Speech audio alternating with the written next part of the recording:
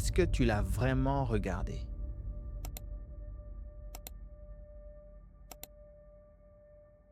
Je ne parle pas de l'amour que tu ressens, je parle de ce que tu refuses de voir. Si tu choisis la mauvaise personne, ni la prière, ni même l'amour ne te sauvera de ce qui va suivre. J'ai personnellement identifié 4 red flags, 4 signes que les sentiments t'empêchent de voir qui révèlent si cette personne est vraiment faite pour toi. Et le signe numéro 2, c'est souvent celui que l'on prend à tort pour une preuve d'amour. C'est parti. Bonjour, je suis Joël Louchoulé et sur cette chaîne, on parle de comment libérer son potentiel et vivre pleinement le plan de Dieu dans sa vie. Une des décisions les plus importantes de la vie, à part celle de donner sa vie à Jésus-Christ, est celle de savoir avec qui on va se marier, celle de savoir avec qui on passera le reste de nos jours sur la terre. Et au sujet du mariage et même des relations en général, plusieurs commettent l'erreur de se focaliser sur des critères apparents, tels que la beauté physique, ou bien une apparente gentillesse, des belles paroles, tout en ignorant ce qui sera comme les racines d'un arbre, ce qui constitue même la base solide d'un mariage durable et épanoui.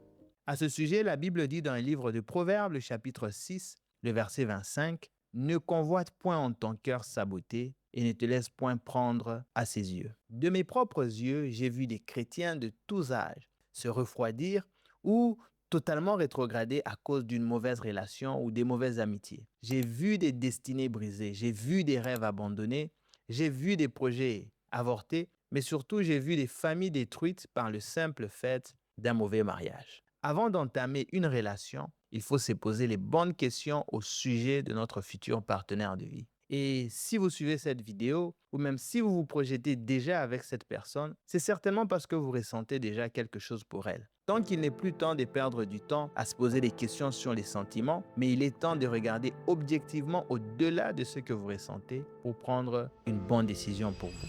Maintenant qu'on a posé clairement le fondement, commençons par la racine.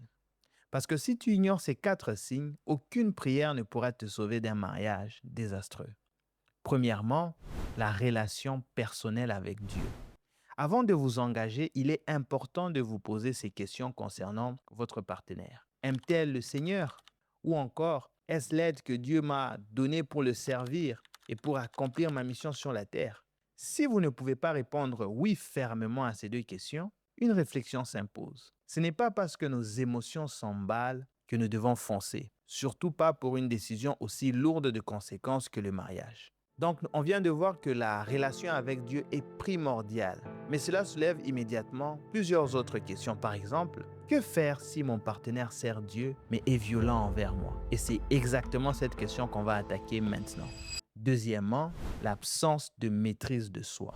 La Bible dit dans le livre de Proverbes, le chapitre 22, le verset 24, « Ne te lie pas d'amitié avec un homme coléreux et ne fréquente pas celui qui s'emporte pour un rien. » Si ton partenaire explose pour un rien ou ne sait pas gérer ses émotions, ou même si ton partenaire a des excès de jalousie, c'est un signe que l'Esprit de Dieu ne domine pas encore sur sa chair. La violence, qu'elle soit verbale ou physique, n'est jamais une preuve d'amour. Avant d'aller au point suivant, je veux qu'on s'arrête un instant et qu'on lise ces 2 versets, parce qu'ils éclairent ce qui va suivre. Ouvrons ensemble nos Bibles dans le livre de 1 Corinthiens, le chapitre 13, le verset 4 et 5. La Bible dit « L'amour est patient. Il est plein de bonté. L'amour n'est pas envieux, l'amour ne se vante pas, il ne s'enfle pas d'orgueil, il ne fait rien de malhonnête, il ne cherche pas son intérêt, il ne s'irrite pas, il ne soupçonne pas le mal. » Troisièmement, l'orgueil et l'égoïsme.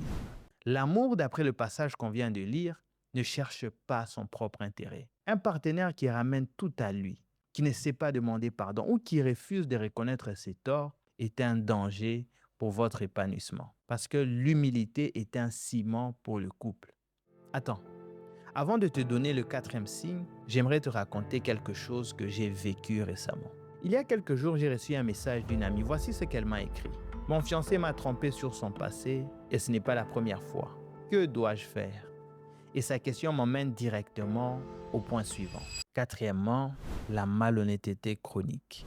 La Bible dit dans le livre de Proverbes, chapitre 12, le verset 22, « Les lèvres menteuses sont en horreur à l'Éternel, mais ceux qui agissent en hommes fiables lui font plaisir. » La malhonnêteté dans le couple, qu'elle soit financière, émotionnelle ou sexuelle, détruit la confiance, qui est en fait le socle même du foyer chrétien. Elle crée des brèches spirituelles. Elle corrompt le plan de Dieu pour les partenaires, mais surtout, elle offre à l'ennemi une plateforme pour détruire l'union sacrée, donc le mariage, mais aussi pour détruire les destinées des partenaires.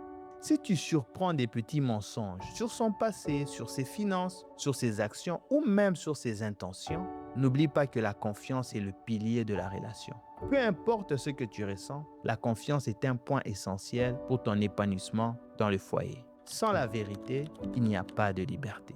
Il y a des signes que nous voyons mais que nous décidons d'ignorer au nom de l'amour. Attention, l'amour ne vous demande pas de renoncer à vos valeurs spirituelles et morales. Au contraire, l'amour les renforce.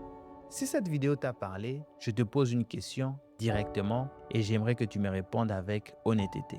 Toi aussi réfléchis et dis-moi, quel est ton red flag numéro 1 en amour? Mets-moi en commentaire, j'ai hâte de lire ta réponse. N'oublie pas de t'abonner pour ne pas rater notre prochaine vidéo. Que Dieu te bénisse et à vendredi prochain.